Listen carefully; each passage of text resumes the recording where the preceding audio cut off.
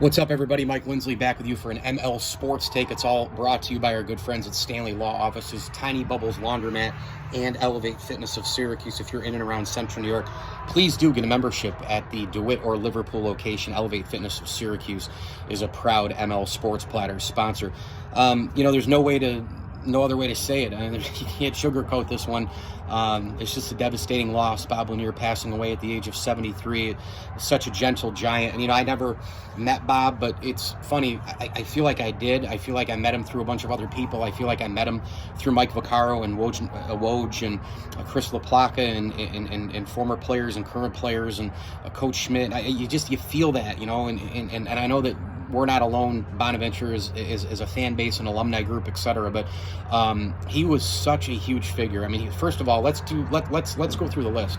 He's the greatest St. Bonaventure basketball player of all time. Check. Okay. I mean, you go around all the schools and you pick one guy in that program. You have Lou Alcindor, UCLA, Bonaventure, Bob Lanier. He had that kind of an impact at Bonnie. He was a 20-point, 10-rebound player in the NBA. He played for some really, really good teams that could never get over the hump because just other teams were a little bit better. They had a little bit more, Sixers, Celtics, etc. He's a Hall of Famer. And I love the NBA on TNT. I just watched the clip because I don't watch the NBA.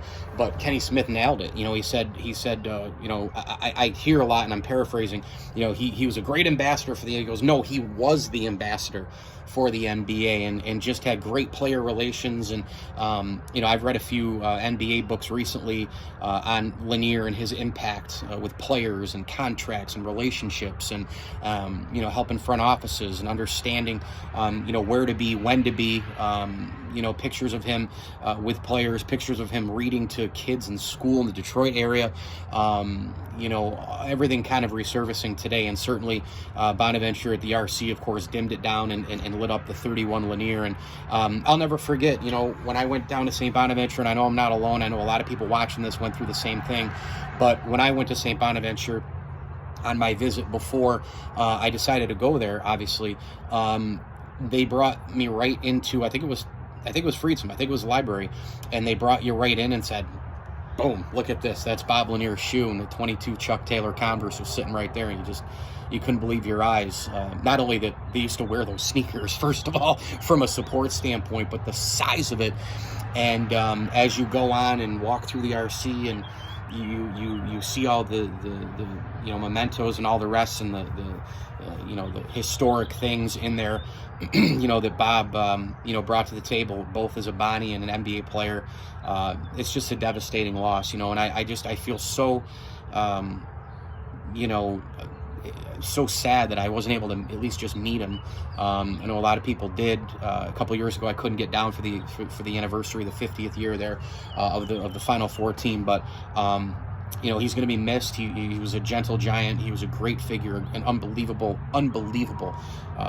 ambassador, the ambassador of the NBA.